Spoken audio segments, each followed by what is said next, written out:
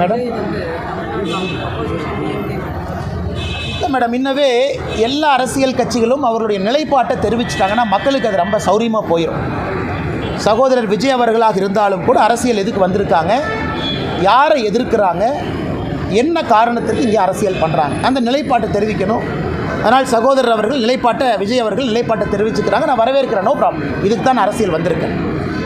But நாங்கள் திமுகவையும் எதிர்க்கின்றோம், இப்படித்தான் எதிர்க்கிறோம். அதாவது திமுகவை எதிர்க்கும் பொழுது பாரதிய ஜனதா கட்சியினுடைய கொள்கையும் திமுக கொள்கையும் 1008 வித்தியாசம் இருக்குது. திமுக 2 மொழி, நாங்கள் 3 மொழி பேசுகிறோம். திமுக நீட்டு வேண்டாம், நாங்கள் நீட்டு வேண்டுன்னு சொல்கிறோம். திமுக வக்ஃப் போர்டுக்கு எதிரி, நாங்கள் வக்ஃப் போர்டு வேணும்னு சொல்கிறோம். இது எதிர்ப்பு, அதாவது கொள்கை ரீதியான எதிர்ப்பு. அதனால் இன்றைக்கி மக்கள் அரசியல் கட்சிகளை பார்ப்பாங்க. வெறுமனே எதிர்க்கிறீங்களா, பேச்சுக்காக எதிர்க்கிறீங்களா, இல்லை எதிர்க்கிறீங்கன்னா உங்களுடைய கொள்கை அடிப்படையிலே மாறுபட்ட கொள்கையா, இது மக்கள் பார்ப்பாங்க.